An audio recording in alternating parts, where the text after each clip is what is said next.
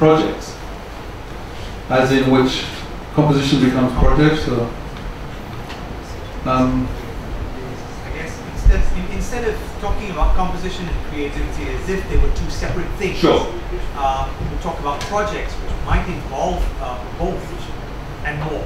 So creative projects. Or creative. Yeah. Sure. Because the danger with research is that putting research there is not everything that, not all research is going to link to that area. I mean, actually, ironically, performance is not anywhere there. And maybe performance is so obvious that it's the gorilla in the room. So maybe there is a seventh area which is performance. But perhaps project would encompass. The risk is that it becomes so huge, and if it's performance, composition, research, it's getting really big. You get more words. Yeah, no, exactly. Yeah. What if it were? I mean, all of these are going to have some sort of subheadings, most likely, eventually.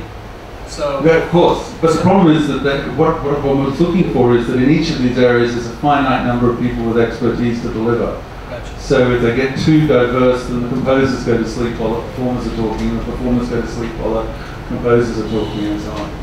So that was I agree that it's got to break down. In fact, the next exercise is what you put in the other sessions. But performance should actually joke when we put performance in there, because it's obviously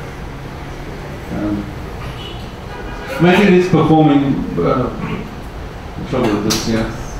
No, I'm thinking maybe we could start to put in the subs. Sure. Okay. Yeah. Well, because I see also that there might be an overlap between staff and professional development. yes. Students with community engagement. No, it's true. Because all of these interlink with each other. There's no question. But somehow we've got to get some divisions into so people can focus it. And I was in two minds actually with exactly this as to whether we do it one way around or the other. So maybe just beginning to get this working is a great opportunity to go into the next section. But I also think, taking forward the Germanic influence from this morning, I think we have to be practical. So what these groups are meant to do is not just talk but act. So what I would be suggesting that any of these titles, we want to see things that have been delivered in 12 months.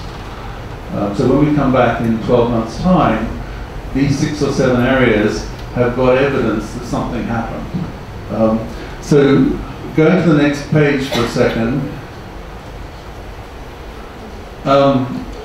Basically, it seems that there are a few first phase priorities within any of this. First thing is, of course, to collate actually what's already going on. I mean, there's not much point redefining, reinventing wheels, if you like. So I think in any of these groups in these fields, the first thing we need to know is what is happening already. Even if we join it up, we've already done a service. It's just that more people know it's happening. So the exercise in the second half of the afternoon is already a service, but we can take it forward from there. As I said, any of these groups, it would make sense to have proper, visible first outcomes. They don't have to be, you don't have to make a 50-story twin tower or something, but it's more than that, isn't it? But it doesn't have to be some of that, but just some activities. And also that we want to be sure that in all of these fields there is visibility through dissemination. So in other words, all of these in some ways have to link back into communication. And finally, that at the end of 1 year, if we were going with this idea, the groups involved would have some clearer idea of what might constitute a 3-year plan. Because a 3-year plan doesn't sound like a very long plan, but by next year, the second year of 5 years of funding is already gone. So there's only 3 years left. So just to put those things in place. Okay, shall we start with looking through some of these topics and just see if we can throw some stuff together. So the first one was advocacy. This is probably the most straightforward one, I suppose. It's actually reaching out to different communities. First of all, it's connecting up with those who don't know about us within our own field. So that's one. I was going to suggest to Joe that we just throw some things in. Anyone said that better than I did? Advocating within our field, I suppose.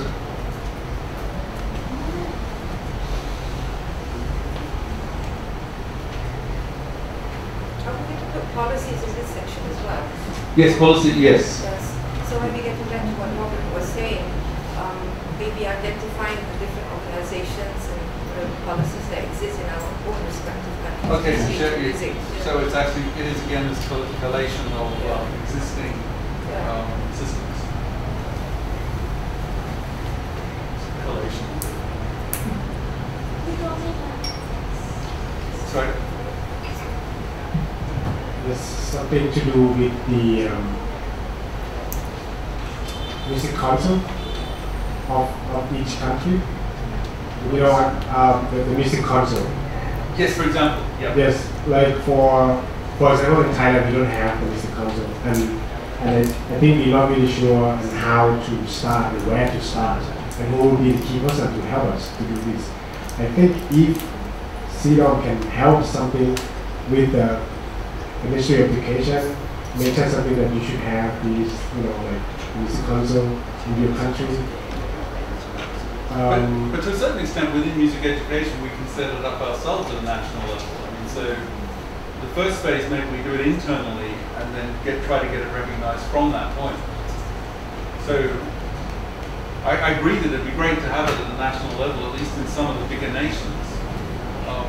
But maybe the first thing is we create the need by getting the groups together. So to a certain extent, we need advocates in this area who are national representatives. In other words, if you need someone from each nation advocating within that national identity. And then if there is a best practice anywhere in Southeast Asia, if there is a music council, then we need to check whether it's best practice. But we could possibly work forward with that. But it's great that so one of the things is to actually advocate for national level interaction in cases where it doesn't happen. Singapore, for a start, doesn't happen, really. I thought it did in Malaysia. You have sort of, at least at university level, I thought there was The Dean's Council. Dean's Council of Music, yeah. So that could be a starting point for how it builds up and out. Yeah. I was just thinking, wouldn't advocacy suggest that there has to be some kind of an ideology? Do we accept SEADOM's objectives as? I was saying that advocacy suggests that there are some ideologies, you know, or some policy or some ideology. We accept the objectives of SEADOM as what we advocate. For example, this notion of the cultural diversity of music, that we should advocate this performance of research into and sharing of Southeast Asian music across Southeast Asia. You know, is that something that we could advocate and say that that's something that we will do and somebody should do? You know, and in my position as an orchestral conductor, that was certainly something that I can do. You know, so that I could do that. Yeah. I suppose to a certain extent, I'm expecting that in the sense that we did share the sort of the basic principles of SEADOM and what it stood for, and it makes, and that was after quite a bit of sort of detailed discussion over 2 meetings, in the last 2 meetings. So in a sense, we're wanting to move forward with those at this stage. Those were the sort of 6 points I sort of shared this morning, and I think Joe circulated as well. But I think it's, yes, you're right, we have to have something specific to advocate. But that would be the general principle, that there's some value in having a Southeast Asian dimension to this. Yeah. Do we also accept that within that specific dimension of music making, there is an understood value of music's place in lived experience that would be standardized across all of these cultures? I mean, to give you an example of gamelan, Yeah.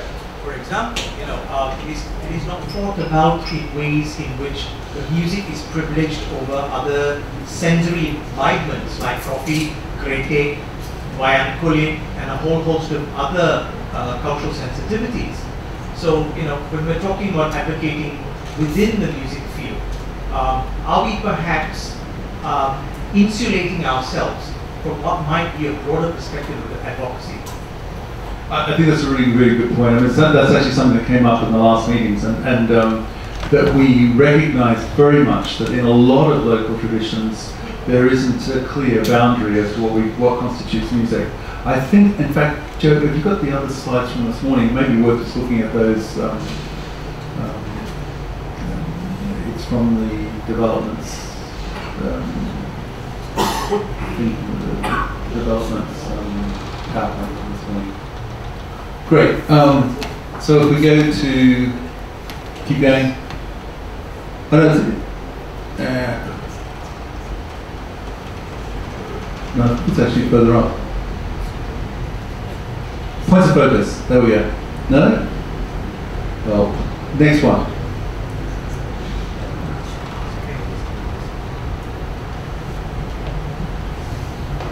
So that's the first three, and then we have. So in fact, although it was discussed in the sessions last, you're absolutely right, it's not necessarily clearly present there.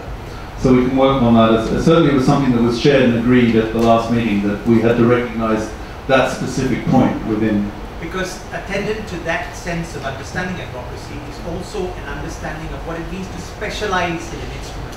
Yes. And for which the gamelan is an example of that contradiction. Yes. That you should specialize. Yeah. No. Well, we might explore as part of this process to evolve this still further in that respect, because that was certainly very much part of the conversations the last two times actually, but somehow it hasn't quite got in there. Thank you.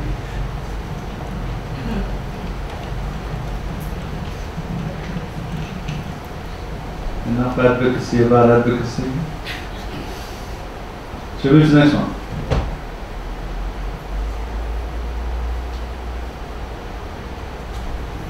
So students and staff, just to throw a really obvious one in, exchange opportunities was something that was obviously expected to establish within this.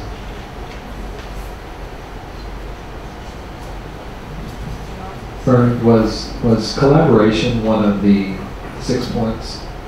No, because the thought was that it could actually, well in fact, my thought was it largely sits in this. So in other words, this is where the opportunities for collaboration come up. And to a certain extent, that's why performance wasn't there either, because performance sits inside what students do with staff in our environment. Yeah. But it's worth putting them in, because that's the whole point. I got rid of them to get rid of the words, and now they've been lost completely. So performance is important, collaboration is important. Would it be possible that collaboration would function for all of the things we just took? Performance is a collaboration amongst musicians, between exchange is a collaboration, research could be a collaboration. I mean, that could be one of the 6 points.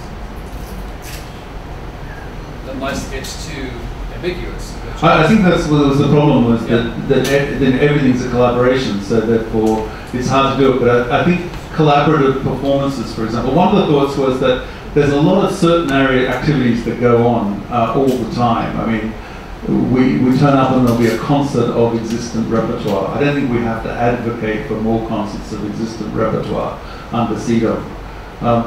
There'll be always the violin masterclass, the piano masterclass, and so on. I think it's almost a little bit of a shame to be spending limited funding at transnational level to promote more violinists teaching violinists, and, so the collaborative level activity, the small ensemble and to medium to even large potential ensemble activity, arguably is something that has more value at this level rather than perhaps the masterclass activity and so on. So that's why I think collaborative performance probably fits under student and staff. And it's not exclusive of the other areas, but just to try and prioritize it. So in other words, we don't want to run the SEADOM International Violin Competition, I would suppose.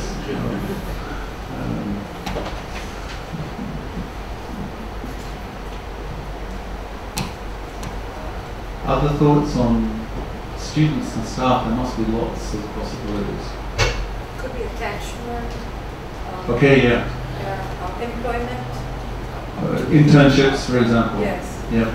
Internships could be extremely interesting. I mean, this is something that's come up already, the idea that it would be useful for people working in one institution to get a little bit of experience of what it might be to work in a different environment and different institution, even if you're still being paid by your original place and sponsored in some way. But obviously with sabbaticals and things like that at one extreme, down to student placements and opportunity for semesters exchange and so on. And so even under student exchange, there's short-term projects and there's potentially proper semester-long exchanges if programs were compatible. So internships, great idea. Do you mean the internships for students? For example, all faculty, all staff. Okay, so Yeah. that would be the same thing as attachment. For example, yeah. Employment? Employment is obviously a little bit trickier because the rules are still getting redefined, but it's not impossible. But again, we're looking for things that we can deliver in 12 months. Yep. Hi, Nick Smith, music teacher at Jeredan International School in Brunei. Having ruled out, for the obvious reasons, your master classes, what about visiting ensembles, professional ensembles? You would be an ideal way for them to get in touch if they have active education programs. Last year I had SBA ensemble from Denmark